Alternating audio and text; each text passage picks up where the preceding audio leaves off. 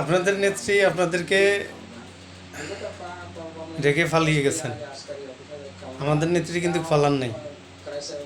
আমাদের নেত্রী এই দেশে মরার জন্য প্রস্তুত ছিলেন।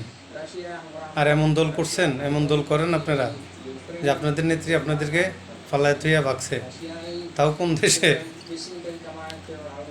এমন একটা দেশে গেছে যে দেশ থেকে ইচ্ছে করলে আনা খুবই সহজ হবে।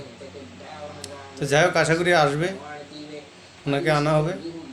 আর যারা আমার আমার এলাকার কথা বলতেছি, আমার এলাকাতে যারা আমার এই ভিডিওগুলো দেখবেন, আশা করি যারা আমলিক করতেন, ছাত্রলীগ করতেন, এতদিন 15 বছর ধরে মানুষকে জ্বালাইছেন, মানুষের উপরে অত্যাচার করছেন, তাদেরকে বলতেছি খরচ পাল্টায় কোনো লাভ নেই। আপনাদেরকে আমরা চিনি।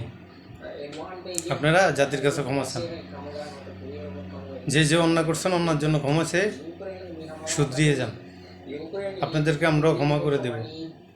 আমরা প্রতিহিংসার রাজনীতি করি না। আমরা বিএনপির সৈনিক দল, জিয়ার আদর্শের সৈনিক দল, খালেদা জিয়ার আদর্শের সৈনিক দল আমরা, তারেক জিয়ার আদর্শের সৈনিক দল আমরা।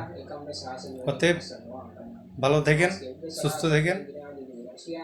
যে যা জুলুম করছেন, যে নির্যাতন করছেন, অন্যায় অত্যাচার করছেন, জাতির কাছে ক্ষমা চান। ওকে, সবাই ভালো থাকবেন। আসসালামু আলাইকুম। আর বিশেষ করে আরেকটি কথা বলতে চাই, রাখারাখি দিই, আমাদের নেতাকর্মী যারা আছেন অতি উৎসাহ হয়ে কারোর উপরে আক্রমণ করবেন না, কারোর উপরে জুলুম করবেন না। ধৈর্যশীল থাকবেন। ধৈর্য রয়েছে দেখেই আজ বিজয় আমাদের হাতে আইছে। ওকে, আসসালামু আলাইকুম। সবাই ভালো থাকবেন।